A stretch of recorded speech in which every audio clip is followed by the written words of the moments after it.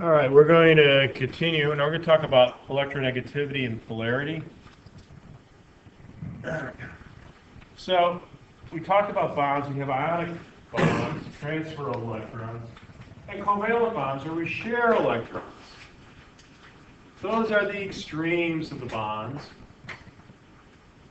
There are bonds that, did we cover this? We didn't cover this yet. No. The bonds that are in between those that are polar covalent bonds, meaning electrons are shared but not equally. So if I look at a hydrogen molecule, which is H2, hydrogen atoms both have one valence electron. So hydrogen wants to be like helium. So it wants to have two. And we know that they share, and they can't transfer. So hydrogen, here's the two shared electrons. So if I look at this like a tug of war between the two electrons, which pulls harder, hydrogen or hydrogen? They pull the same. So if I looked at the electron density map, the probability, it would be even. Even as I can draw it. If I look at HF, fluorine wants the electrons more than the hydrogen, so it's going to pull harder.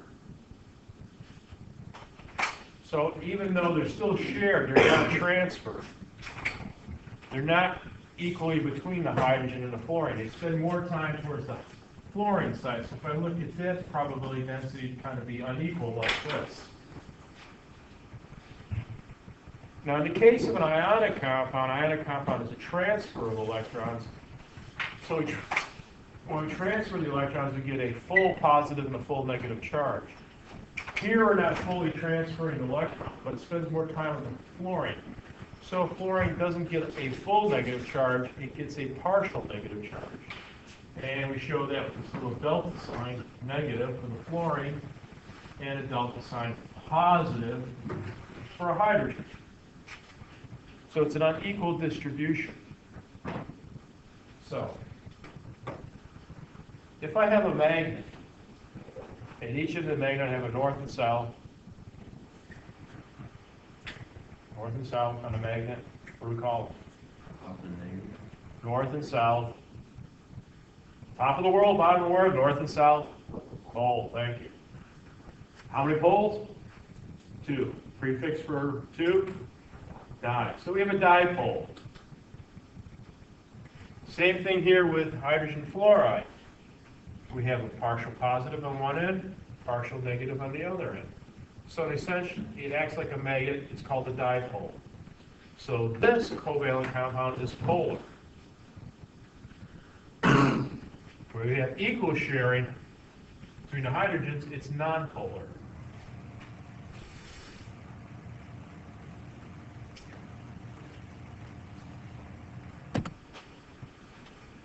So here we see hydrogen, equal distribution, HF, unequal distribution, so we have a partial positive and a partial negative, and on the end there we have sodium fluoride, where we have a complete transfer, so we have a full positive and a full negative.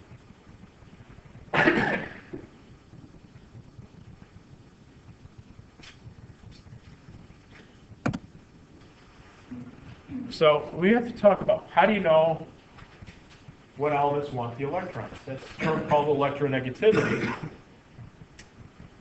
It's the ability of an atom to draw electrons to itself. If you have a high electronegativity, you want the electrons more. So it's kind of related to electron affinity that we talked about before and ionization energy. So if you look at fluorine, it has a high electron affinity and a high ionization energy. It wants electrons, it doesn't want to lose electrons. So it has a high electronegativity. So there's a table of all the electronegativities on the periodic table. As you go across the row, just like electron affinity, the electronegativity increases. And as you go from bottom to top, in a column, the electronegativity increases. So if you go, you see fluorine 4.0 has the highest electronegativity. Whereas if you go to the bottom left, francium, it has the lowest electronegativity. Francium really wants to lose its electron. Fluorine really wants an electron. So those are values. And you can kind of plot them like we did before, and you see a general trend.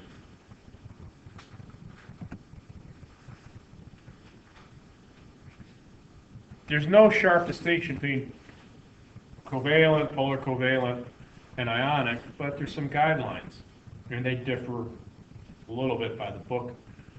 So a bond between atoms whose electronegativities differ by less than 0.5 is generally considered nonpolar. 0.5 to 2.0 is generally considered polar covalent. And if they differ by 2.0 or more, it's generally considered ionic.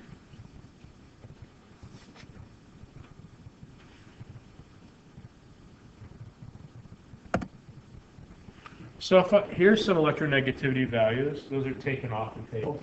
So if I look at a chlorine-fluorine bond, what's the difference in the electronegativity? 1. So it's greater than 0.5, and it's less than 2, so it's polar covalent. If you look like CSBr, what's the difference? 2.1, so it's higher than 2, so cesium bromide is ionic. And here's a clue for you. If it's a metal, it's a pretty good chance it's an ionic compound. 2 nonmetals, covalent. And here we have carbon-carbon double bonds, 2H4. So what's the difference between carbon and carbon? 0. So it's nonpolar. So those are rough guidelines.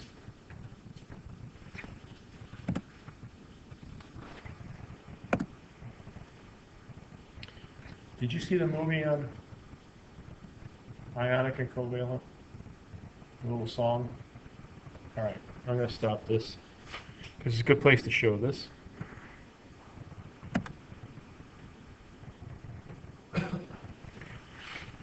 Okay, continuing on.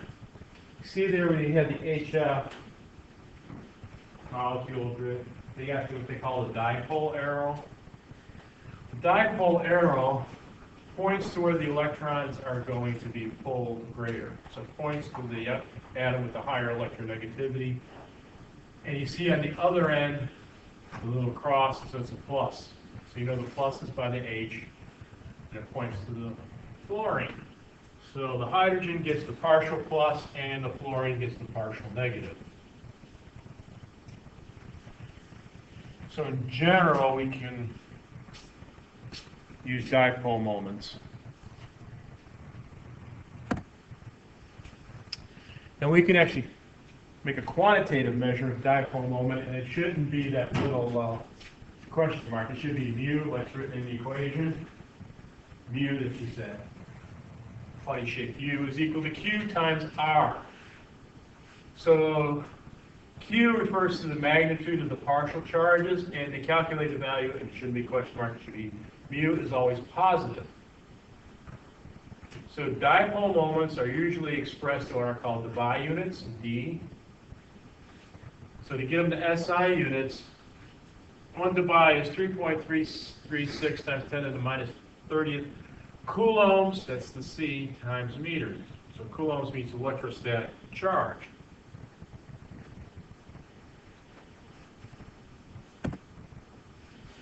So here, just look at some dipole moments and bond lengths. So here we see HF, HCl, HBr, and HI. Well, as you go down the list, the anion is getting bigger. So the nucleus is farther away from the other atom. The bond length is getting longer. So you'd expect the attractive force of the nucleus to be less because it's farther away. So the dipole moment should decrease, and you see it does. It goes from 1.82 Debye down to 0.44 Debye.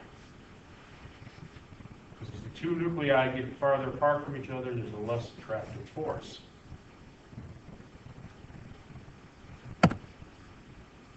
So determine the magnitude of the partial positive and partial negative charge in HF molecule. So table 8.5, mu, question mark, is equal to 1.82 dBi, and R, the radius, sound radius is 0.92 angstroms. An angstrom is 1 times 10 to the 10th meters. So to use that equation, first thing we have to do is change Q from the dBi to coulombs per meter, and we have to change the angstroms to meters. So the dBi, to convert it to coulomb meters, we multiply by 3.336 times 10 to the minus 30th. So it's 6.07 times 10 to the minus 30 coulomb meters. R, 0.92 angstroms, multiplied by 10 to the minus 10th meters, is 9.2 times 10 to the minus 11. So we said mu is equal to Q times R. So Q, the charge, is equal to mu divided by R. Just rearrange the equation. And so we get 6.07 times 10 to the minus 10th divided by 9.2 times 10 to the minus 11th. 6.598 times 10 to the minus 20th coulombs. Now we're going to change that to electrons. So one electron is 1.6022 times 10 to the minus 19th coulombs. So we do that conversion, we get 0.41 electrons. So that means the charge, remember, in an ionic compound would either be -1 or +1. Well, instead of getting -1, now you get -0.41. So it's not a full negative charge. It's less than half. And then, of course, you got a full plus 0.41.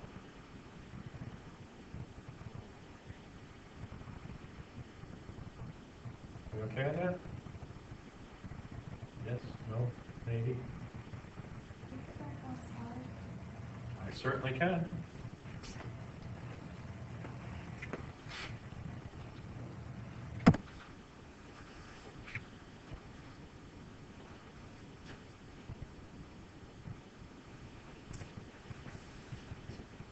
So this kid is just taking the data you have and changing it into the form that you need.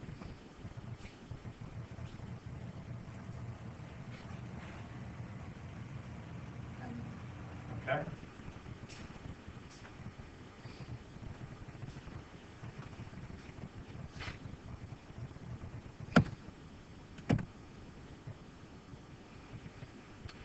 We could also calculate the percent ionic character. So the percent ionic character is the dipole moment that you observe versus the dipole moment that you calculate. In other words, the actual over the theoretical times 100.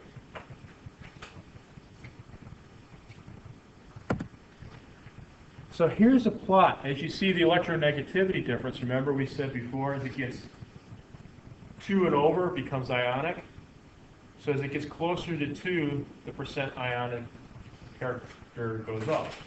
And you can see as the electronegativity gets closer to 2, we get more and more ionic, and then after 2, percent ionic character increases.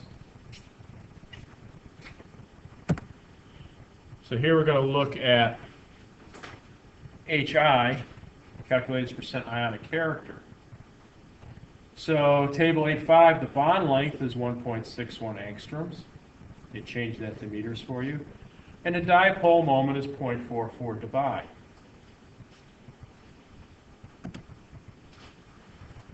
So the dipole moment is Q times R. So there we take the 1.600 times 10 to the minus 19 coulombs times 1.61 times 10 to the minus 10th meters. Dipole moment is 2.58 times 10 to the minus 29 coulombs times meters. We got to change that to dBi. So we do the conversion. So it turns out to be 7.73 dBi. So the percent ionic character is 0.44, what we observed, over what we just calculated, 7.73 times 100. So it's only 5.7% ionic character. So again, it's polar covalent. It's not obviously fully ionic.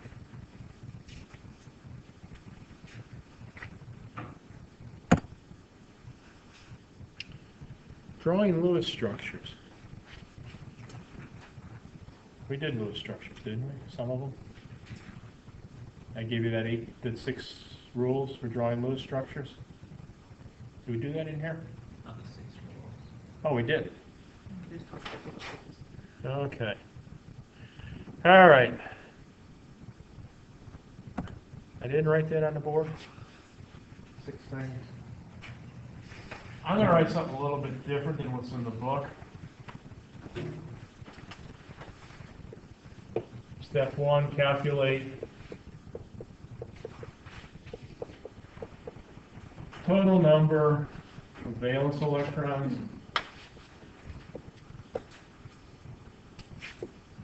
2, place terminal atoms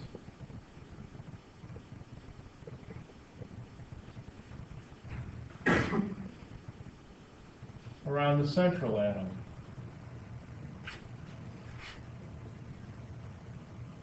It's usually the least electronegative.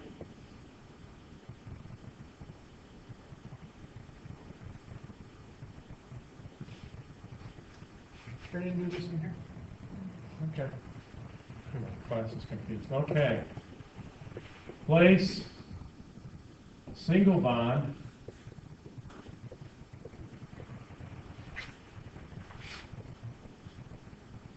between central atom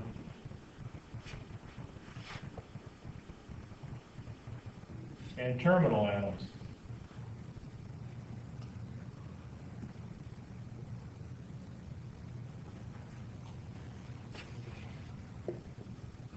Give terminal atoms a complete octet except hydrogen gives 2 electrons. Number 5, place leftover electrons on central atom. And 6, if central atom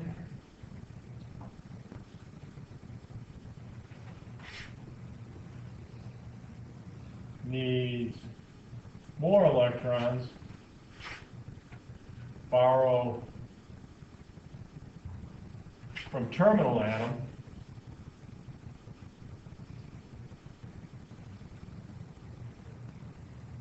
usually in pairs. Okay? So I'm going to stop the recording right now so I can practice. And the rules I wrote on the board I usually like better than the ones that they found. Because they say, you know, go draw a skeletal arrangement, but the least electronegative atom will be the central atom. Hydrogen can't be. Then you draw the single bond. You need to know the total number of valence electrons. I start with that.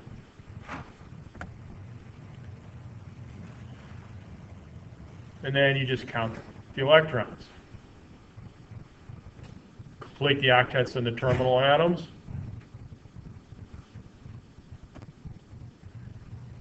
If you have any electrons left over, you put them on the central atom. If the central atom still needs more, you move 1 or more pairs from the terminal atoms to form multiple bonds. Unless it's a group 3A element. We'll get into that later. So if we look at carbon disulfide, CS2,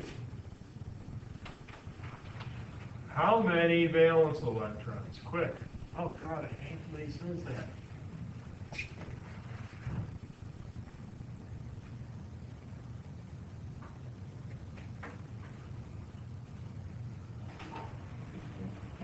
$16. Sulfur's in column 6. There's 2 of them. That's 12. And carbon is in column 4. 12 and 4 is 16 electrons. Carbon is the central atom.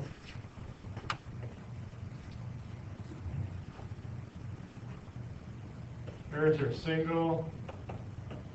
There's our octets. How many electrons have we used? 16. I don't have any left over. What do I need to do for carbon? Yeah, because how many does carbon need?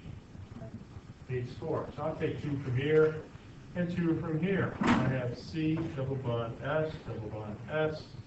1, 2, 3, 4, 2, 3, 4. So now I have carbon disulfide. But wait. What if I did this instead? Took 2, said 1 pair from each sulfur, took 2 pairs from 1 sulfur. So now I have a triple bond and a single bond. Is everybody? Yeah, everybody's still happy. But one is right and one isn't. And we're going to talk about that in a little bit. So there is the carbon, here's the structure as we first did it, carbon sulfur double bonds.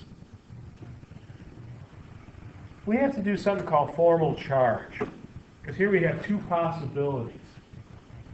So now we're going to do the formal charge.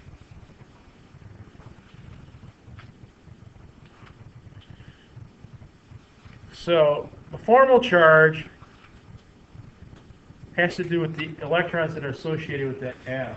So the electrons that are associated with the atom are all the non-bonded electrons, so all of the dots, and half the bonding electrons are associated with that atom. So to figure out the formal charge, it's equal to the valence electrons minus the associated electrons. So if we go over here, sulfur, we says how many valence electrons for sulfur? 6. So we're going to look at the associated electrons. So how many non-bonding? 4. So here there's 4 electrons, right? Double bond, it gets half of these.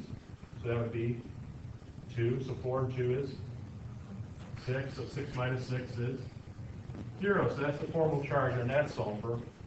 Well, since it's symmetrical, it's the same for this sulfur. So if we look at the carbon valence electrons, how many? Valence electrons does carbon have? 4. So to figure out, I just count the lines. 1, because it gets half of each line. 1, 2, 3, 4. So it has 4 associated electrons. 4 minus 4 is 0. So the formal charge on all the atoms, when we have carbon sulfur double bond, is 0. Let's look at this other one, which meets the criteria. So here we have sulfur. We know we have 6 valence electrons. Well, here we have 1, 2, 3, 4, 5, 6. I count the line, 7. So 6 minus 7, negative 1 for that sulfur. Carbon, we have 4 minus, count the lines, 1, 2, 3, 4, minus 4, 0. 0 for this. And for this sulfur, I have 6 minus 1, 2, 3, 4, 5, plus 1. Notice overall it still adds up to 0. So now I got a minus 1 and a plus 1. So if I compare the two, the ones that have all 0 formal charges is more likely than the ones that have positive and negatives. And if I have 2 structures that both have positive and negatives, the ones that have the smaller formal charges are more likely.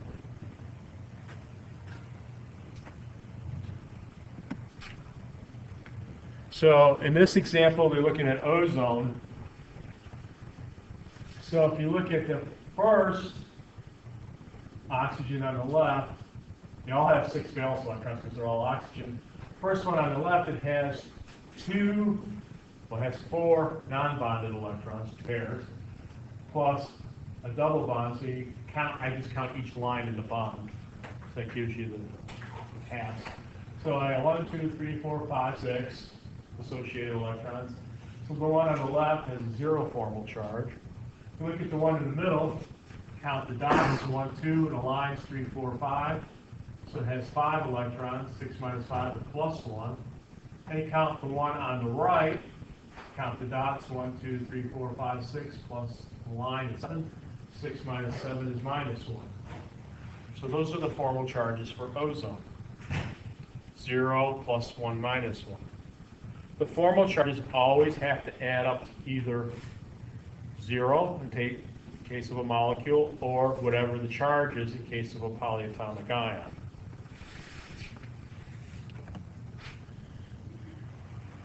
And that's what we said there. So if we look at the NO3 anion, it should add up to minus 1.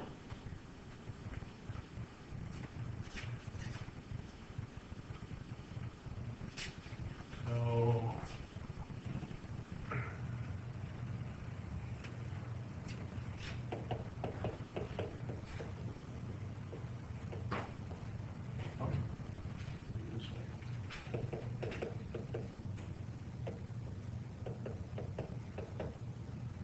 So if I look at this oxygen has 6.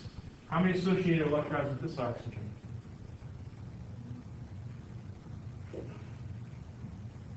7. Count the dots. 1, 2, 3, 4, 5, 6. And the line 7. So this has a negative 1. All right. So if this has a negative 1, this is going to be negative 1. This is the same. Nitrogen has 5 valence electrons. How many associated electrons? 4. Count the line. Plus 1. So this is plus 1. And this oxygen has 6. Oops. How many associated electrons? 6. 1, 2, 3, 4, 5, 6. So this is 0. So if I add up all the formal charges, I have minus 1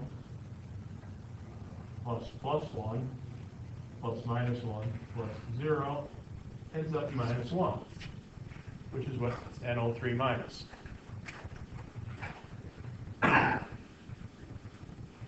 Okay? So if you're faced with two choices, you pick the one with the lowest formal charge. So let's actually look. Oops.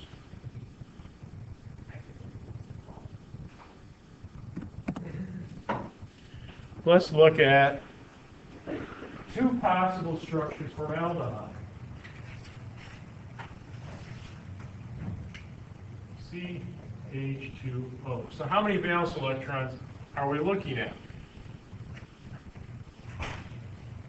Quick.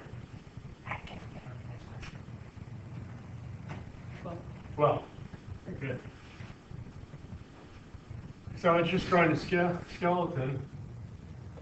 Here's one choice that we could do, and here's another choice. So if we come here, we drew single bonds. The next step is to give the terminal atoms complete octets. Except for hydrogen. So how many have we used here? We've used 12. Is everybody happy?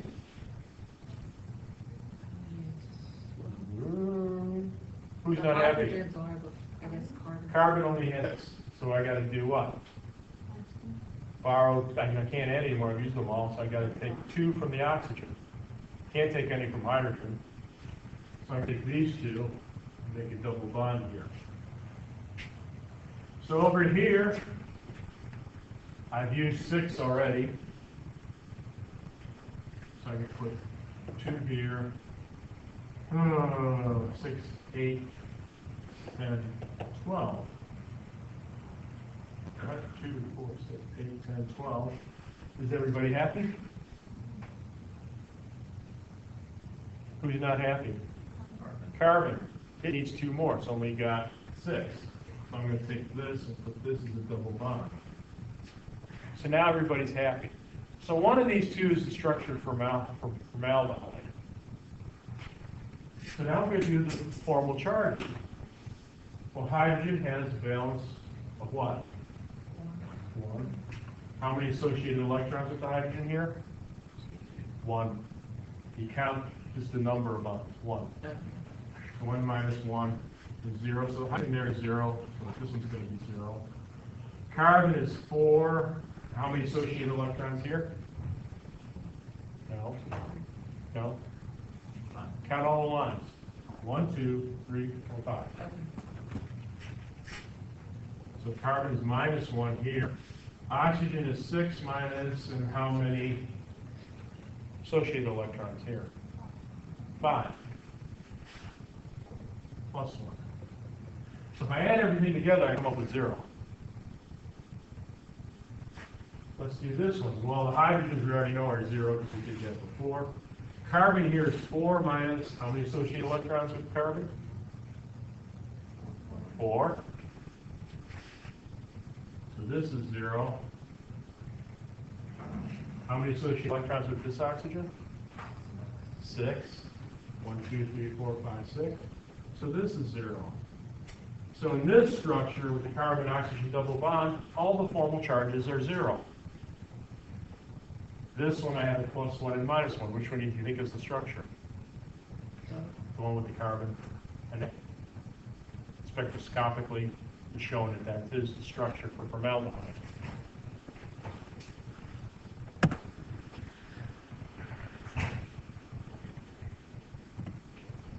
And there we go.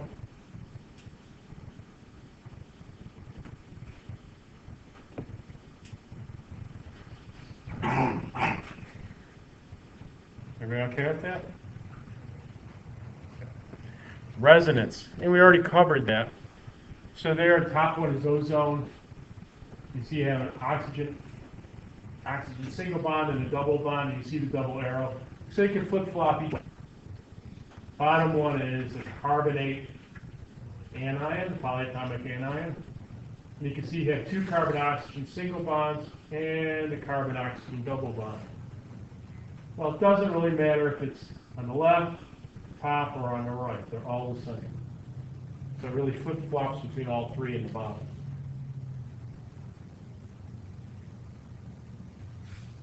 So if it asks you on a test for the structure, it doesn't matter which one you draw. And if it asks you to draw all the resonance structures, you just move it around. But when you do move it around, remember, the double bond goes with 4 electrons and the single bond goes with 6 electrons. You've got to add up to 8.